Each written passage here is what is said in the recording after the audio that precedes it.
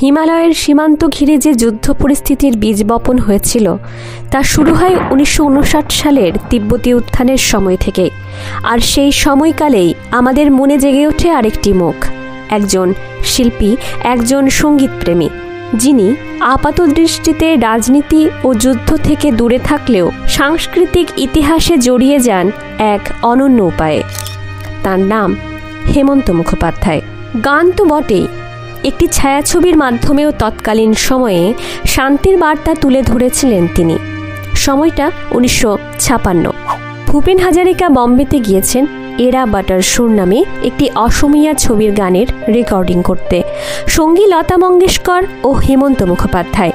সেখানেই একদিন হেমন্ত মুখোপাধ্যায়ের বাড়িতে তিনি পড়ে শোনান মহাদেবী ভার্মা রচিত একটি ছোট গল্প, বাহ চিনি ভাই বা চিনি ফেরিওয়ালা। রবীন্দ্রনাথের কাবুলিওয়ালা গল্পের সঙ্গে মিল থাকলেও গল্পটিতে ছিল এক অনন্য মোড়। হেমন্তবাবু ঠিক করলেন এই গল্প নিয়েই একটি বাংলা ছবি বানাবেন। স্ক্রিপ্ট লেখার দায়িত্ব দিলেন বন্ধু শান্ত মুখোপাধ্যায়ের হাতে। স্ক্রিপ্ট লেখার জন্য শান্তবাবু যোগাযোগ করলেন মৃণাল সেনের সঙ্গে। তখন রাতভর ছবির ব্যর্থতা তাকে ছুঁয়ে গেছে। তবে হেমন্ত মুখোপাধ্যায়ের মনে ধরল না তার চিত্রনাট্য, কারণ ঘটনা প্রবাহের অধিকাংশ চীনে, রেডিও নাটকের ঢঙে লেখা।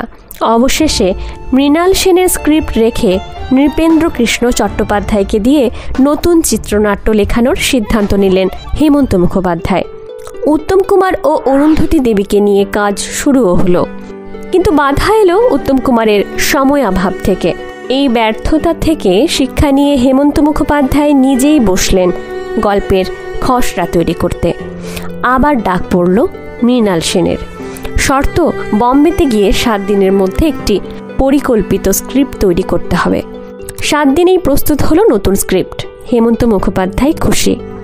চীনা অভিনেতা আনার ইচ্ছা থাকলেও বাস্তবতা বাধা দেয়। কলকাতার চীনাপাড়া থেকে তুলে আনা হলো কিছু স্থানীয় চীনা নাগরিক। অভিনয়ে কালী ব্যানার্জি ও নায়িকা মঞ্জু দে।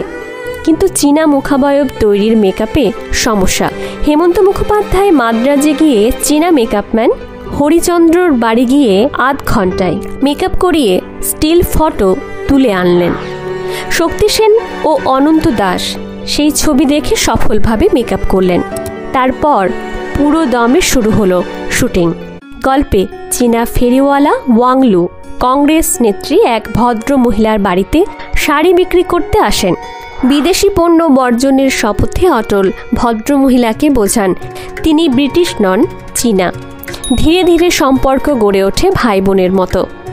সিস্টারকে বাঁচাতে কাগজপত্র লুকিয়ে রাখেন ওয়াং, কিন্তু শেষ রক্ষা হয় না। জেলে যান ভদ্রমহিলা। ওয়াং প্রতীক্ষায় কাটান বহু বছর। শেষে একদিন ফিরে যান চীনে। যুদ্ধে আক্রান্ত তার মাতৃভূমি তাকে ডাকছে। এই ভাবনায় রূপ পেয়েছিল নীল আকাশের নিচে ছবিতে। এই ছবি দিয়েই প্রযোজক হিসেবে আত্মপ্রকাশ করেন হেমন্ত মুখোপাধ্যায়, পরিচালক মৃণাল সেন। সিনেমার সঙ্গীতেও ছিল আন্তর্জাতিকতার ছোঁয়া।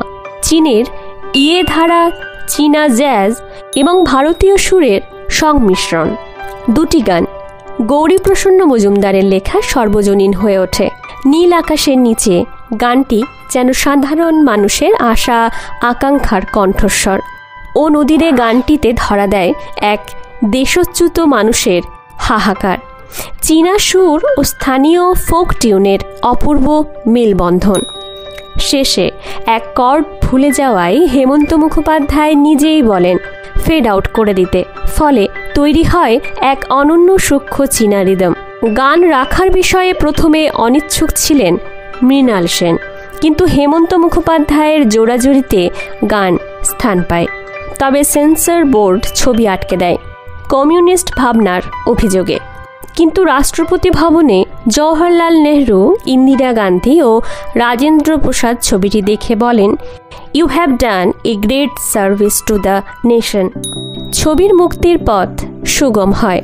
চলচ্চিত্র মুক্তি পায় 1959 সালের 20 ফেব্রুয়ারি।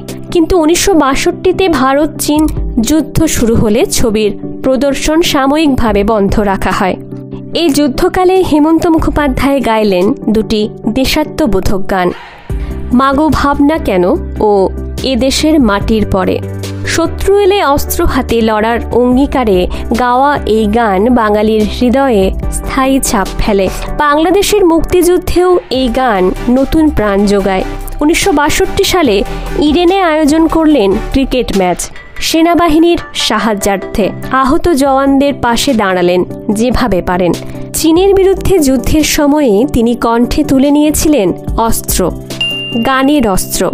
তার সেই সুর আজও শুনলে কাঁটা দেয় গায়ে।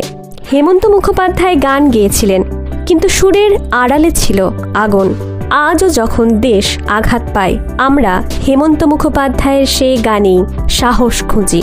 শ্রদ্ধাঞ্জলি হেমন্ত মুখোপাধ্যায়কে, যিনি যুদ্ধেও গানকেই বেছে নিয়েছিলেন অস্ত্র হিসেবে। আপনার যদি হেমন্ত মুখোপাধ্যায়ের এই অপরিচিত সংগ্রামের কথা জেনে ভালো লেগে থাকে, তবে ভিডিওটি শেয়ার করুন। নমস্কার, আমি মন্দিরা।